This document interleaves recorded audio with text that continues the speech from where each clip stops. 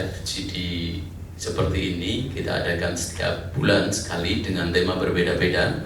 Ini sebagai bagian dari kontribusi Komisi Kejaksaan kepada Kejaksaan tentu, karena sebagai partner kita memberikan masukan-masukan yang sifatnya positif, membangun untuk memberikan input guna meningkatkan kinerja Kejaksaan sesuai dengan amanah pasal 38 Undang-Undang Kejaksaan dan juga amanah dari Perpres nomor 18 tahun 2011 bahwa eksistensi Komisi Kejaksaan itu adalah untuk meningkatkan kinerja Kejaksaan sebagai pengawas eksternal yang akan memberikan dukungan berupa pengawasan, pemantauan dan penilaian terhadap perilaku dan kinerja jaksa, dan juga memberikan masukan rekomendasi kebijakan.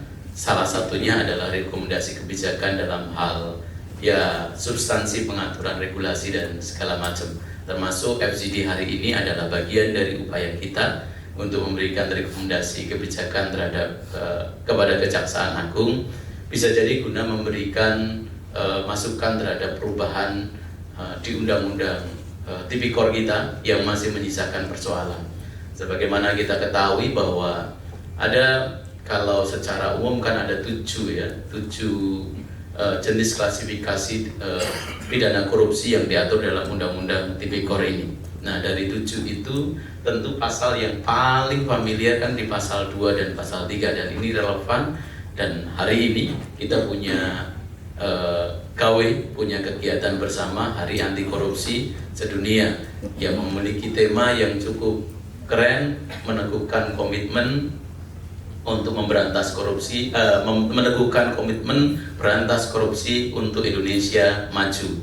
Ini temanya kan cukup luar biasa bagus. Artinya komitmen ini perlu diulang-ulang dan diulang-ulang kembali. Nah, kalau diulang-ulang dalam implementasi itu kita tidak hanya bicara soal bagaimana semangat struktur, semangat penegak, semangat APH, tetapi selain juga struktur, kultur. Nah, yang juga harus kita perhatikan adalah substansi. Substansi ini yang hari ini kita juga bahas. Pasal 2, pasal 3 Undang-Undang Tipikor kita ini masih juga menyisakan persoalan, meskipun juga sudah pernah diuji materi di Mahkamah Konstitusi yang akhirnya menghilangkan kata dapat, menghilangkan kata dapat dapat merugikan keuangan negara atau perekonomian negara. Nah, kata dapat ini sudah hilang. Tapi menyelesaikan persoalan lagi bahwa ada satu hal tentang merugikan keuangan negara atau perekonomian negara, sehingga bagi aparat penegak hukum menganggap ini satu pilihan yang tidak bisa dirangkai dalam hal beberapa hal, termasuk apalagi ini digunakan oleh para pengacara sehingga menjadikan perdebatan yang bukan hanya perdebatan di pengadilan, termasuk di perdebatan di dunia akademis. Kata atau keuangan negara atau perekonomian negara itu kadang-kadang menjadi satu pilihan. Ya, kalau keuangan negara, ya keuangan negara saja. Perekonomian negara saja. Padahal kerugian perekonomian negara pada beberapa hal, apalagi kalau kaitannya dengan Tipikor, perekonomian negara itu diawali dengan kerugian keuangan negara dalam beberapa hal begitu, sehingga ya harusnya memang ada rangkaian yang secara pas ya dalam kalimat ini, apalagi kalau kita di negara hukum ini kan menganut apa yang kita sebut sebagai lex scripta.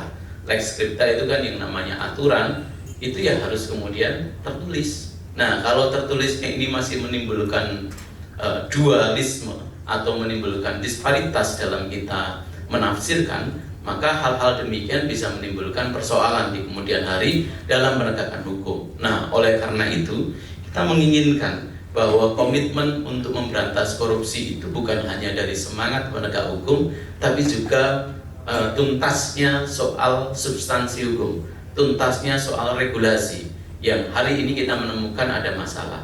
Nah, alhamdulillah kita mengundang pakar-pakar yang cukup punya kompetensi di bidangnya dan sangat memadai. Ada dari Pak Sesambitsus, beliau sudah malang melintang di dunia penegakan hukum khususnya di pemberantasan korupsi. Ada juga dari Hakim Agung kita undang Pak Prof. Surya Jaya, selain akademisi juga Hakim Agung yang banyak sumbangsi pemikiran di bidang pemberantasan korupsi, juga ada Prof. Dadan, Pak Muji juga nanti dari UGM tentang bagaimana cara menghitung perekonomian negara itu. Karena kalau keuangan negara kan clear bahwa ya angkanya clear, tapi kalau perekonomian negara itu ketika kita bicara clear, ada dampak yang harus dihitung, ada potensi yang harus dihitung. Ini bagaimana kemudian membuktikannya? Maka ada pakar-pakar ini yang kita berharap nanti gagasan-gagasan beliau itu bisa kita tuangkan,